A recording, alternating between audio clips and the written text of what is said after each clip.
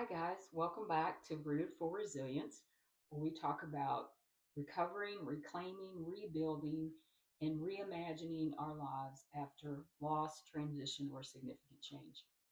One of the things that occurred to me today is that nobody tells you that recovery from burnout means rebuilding your relationship with yourself. When I made the decision that I was going to make a change in my life, that involved letting go of some things. I came to realize that I had become significantly out of balance. There was a whole lot of giving and not a whole lot of receiving. For many of us, we are givers. We're not used to receiving, we're not used to allowing things into our lives. And when we're out of balance, we're giving too much of ourselves away. And part of that then is understanding that trying to carry everything can keep us stuck, right? That can be a barrier when we try to take on too much. And for many of us are overachievers, perfectionists, right? Caregivers in our professional and personal lives. We're used to giving out to other people, and we don't realize how out of balance that makes us until we kind of reach a tipping point. And that's kind of what happened to me. I had to reach that tipping point and decide that I wanted to go in a new direction, that I wanted my life to move in a new direction, and that it was up to me to create this new life for myself. Now, we can be out of balance for a really long time before it starts to take that kind of emotional, mental, physical toll on ourselves. We're oftentimes very committed, high functioning folks who want to do a good job for other people. If we're, working for others. I mean, I don't think you have to be working for others, right, to have burnout. I just think it's when we kind of get in excess, right? Too much giving or even too much taking. But for many of us, that's not the case, right? We're just used to giving away to other people. And so trying to carry everything myself kept me stuck. And I had gotten to that point because of the things that had happened in my life. And I just put my head down and I just started working and I just started surviving. I really wasn't living. Everything about my life had changed.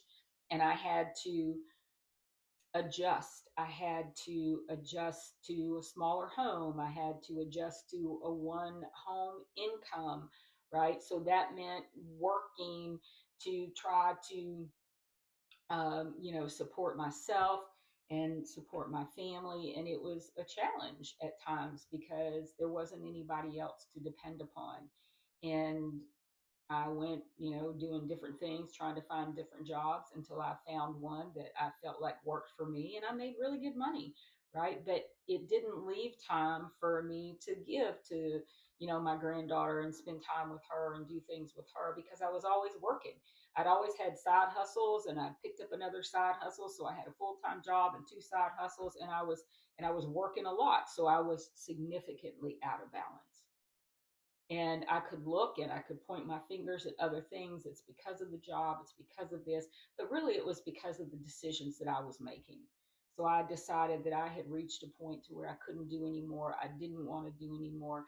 I didn't want to live that life that I had been living, but I needed to make a change in order to do that. And I didn't know what that meant. And I talked about that yesterday, right? Just jumping out without a parachute. I don't know what this is going to look like. I don't know how I'm going to land. I'm just going to go and I'm going to do that.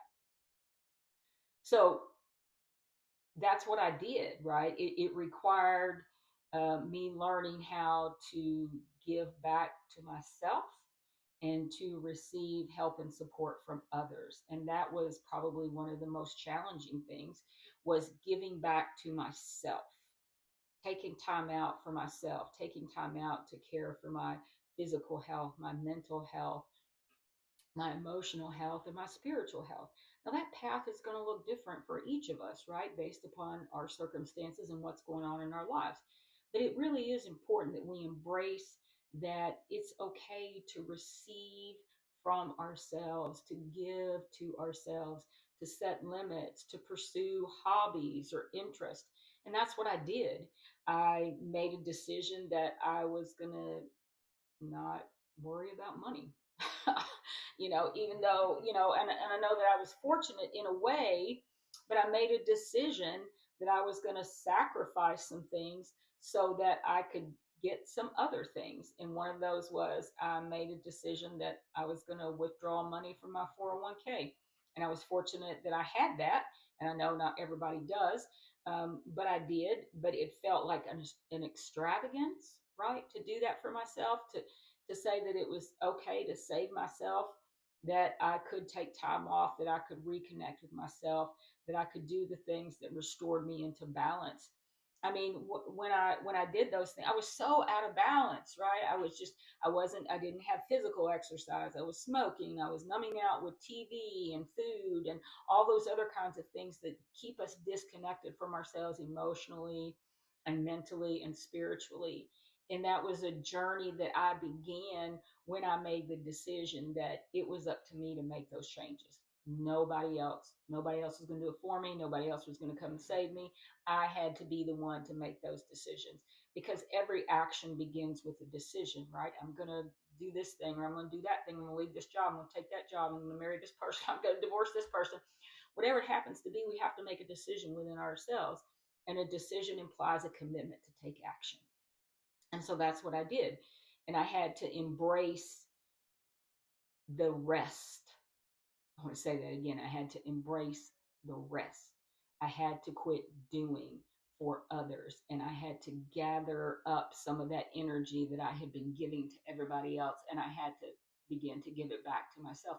And that was really, really uncomfortable, because I was not used to doing that. And anytime I had done that growing up, I was accused of being selfish, that I was only thinking about myself.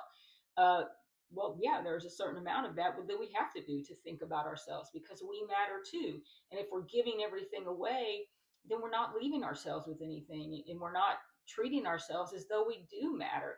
It really is okay to have boundaries. It really is okay to have limits. It really is okay to say, no, I can't do that. Because here's the thing: adults are capable of managing disappointment. They may not like it, but they're capable of managing it. And it's not my responsibility to emotionally caretake and manage other people.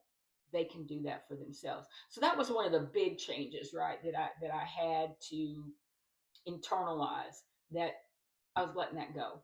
I just wasn't going to do that anymore. And it was up to me to save myself there. So when I did that, it required a shift. It required that I spend some time in solitude. And it was in that solitude and in that contemplation that I began to reconnect with myself, with my inner self, with my own spirit, right? So that I could rediscover what was going to help me grow, what was going to help me continue to move forward. And as a result of doing that, I came to see, one of the pieces of wisdom that I gained from that is that I can't deceive myself. And by that, I mean, I can't keep telling myself that I'm fine and I'm okay when I don't feel fine and when things don't seem okay. That it's okay to accept help from other people. You know, um, I know many of us grow up in situations to where sometimes when we ask for help, it then gets used against us. Um, and that's why I think we have to be selective about the people that we choose to allow to help us. They really need to have our best interests at heart, and to know that there's not going to be a time on down the line where they're going to expect payment back for what was given to us. And I hope that we all have somebody or several somebodies in our lives that we can turn to when we need help, when we need to have support, when we just need companionship or connection. Because, connection is so important, right? That's part of why being in this challenge, right, that I'm doing right now, I'm connected with other people who are trying to do the same things that I'm trying to do. And that helps me to not feel so alone in what I'm doing, and to be able to face fears and challenges, knowing that it's not just me, that there are other people doing the same things, and we can support and encourage one another. And that makes sometimes the most difficult of times can really be the best of times for us. But it really does require a choice that we make and developing that relationship with ourselves. So keep working, keep rebuilding, keep reclaiming, and keep reimagining the future that you want. I'll talk to you soon.